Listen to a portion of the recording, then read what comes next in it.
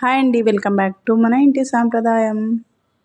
ఇవాళ వచ్చేసి బియ్యం పిండితో బోండాని చాలా క్రిస్పీగా టేస్టీగా ఎలా తయారు చేసుకోవాలో చూద్దాం.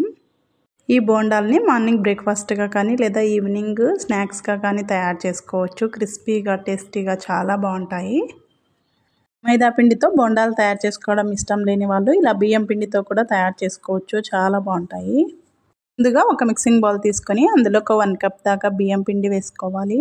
అలాగే ఒక 3 టేబుల్ స్పూన్ దాకా గోధుమ పిండిని కానీ మైదా పిండిని కానీ వేసుకోవాలి. ఒక 2 టేబుల్ స్పూన్ దాకా సోజీ రవ్వను వేసుకోవాలి. అలాగే 1 కప్పు దాకా పుల్లటి పెరుగుని వేసుకొని ఇదంతా బాగా మిక్స్ అయ్యేలా కలుపుకోవాలి. అవసరమైతే ఇందులో కొంచెం కొంచెం వాటర్ వేసుకుంటూ పిండిని కలుపుకోవాలి. మార్నింగ్ టైం బోండా తయారు చేసుకోవాలనుకుంటే ఈ పిండిని నైట్ టైం నానబెట్టుకొని ఉంచుకోవాలి. లేదంటే ఈవినింగ్ స్నాక్గా తయారు చేసుకోవాలనుకుంటే ఒక 2 గంటల ముందే పిండిని కలిపి నానబెట్టి ఉంచుకోవాలి. పిండిని కొంచెం గట్టిగానే కలుపుకోవాలి, లేదంటే పిండి నానిన తర్వాత పల్చగా అవుతుంది. ఈ విధంగా కలుపుకొని మూత పెట్టేసి 2 గంటల వరకు నాననివ్వాలి. చూడండి, ఒక 2 గంటల తర్వాత పిండి అయితే బాగా మెత్తగా నానిపోయింది. పిండిని నైటే కలిపి ఉంచుకున్నట్లయితే ఇందులో కుకింగ్ సోడా వేయకుండా కలుపుకోవాలి, లేదంటే ఆయిల్ని ఎక్కువగా పీల్చేస్తాయి. ఇప్పుడు ఇందులోకి చిన్నగా కట్ చేసుకున్న ఉల్లిపాయ ముక్కలు అలాగే 2 పచ్చిమిరపకాయ ముక్కల్ని కట్ చేసుకొని వేసుకోవాలి. ఒక 1 టేబుల్ స్పూన్ దాకా జీలకర్ర అలాగే ఒక 1 టేబుల్ స్పూన్ దాకా అల్లం పేస్ట్, గుప్పెడంతా కరివేపాకు, టేస్ట్కి సరిపడా ఉప్పు వేసుకొని అలాగే కొంచెం కుకింగ్ సోడా వేసుకోవాలి. ఇవన్నీ వేసుకొని బాగా మిక్స్ అయ్యేలాగా కలుపుకోవాలి. పిండిని కలుపుకునేటప్పుడే కొంచెం గట్టిగా కలుపుకోవాలి, ఎందుకంటే నానిన తర్వాత పిండి పలచబడుతుంది కాబట్టి.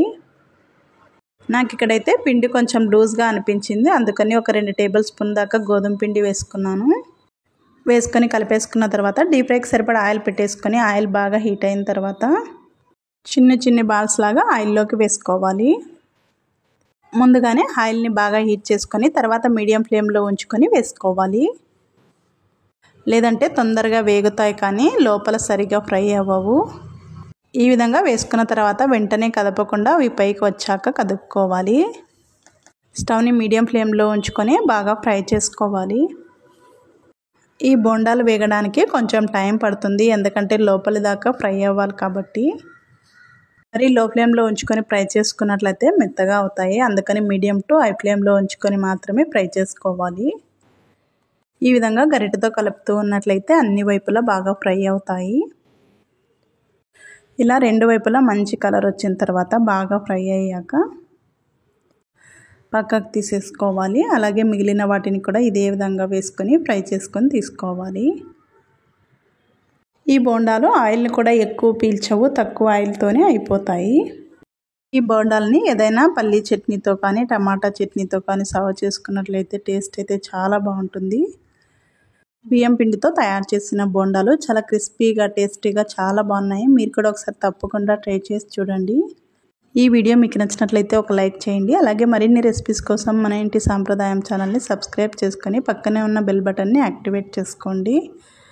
ఈ బోండాలు మీకు కూడా నచ్చినట్లయితే ఒకసారి ట్రై చేసి ఎలా వచ్చాయో కామెంట్ బాక్స్లో తెలియజేయండి. Thank you for watching.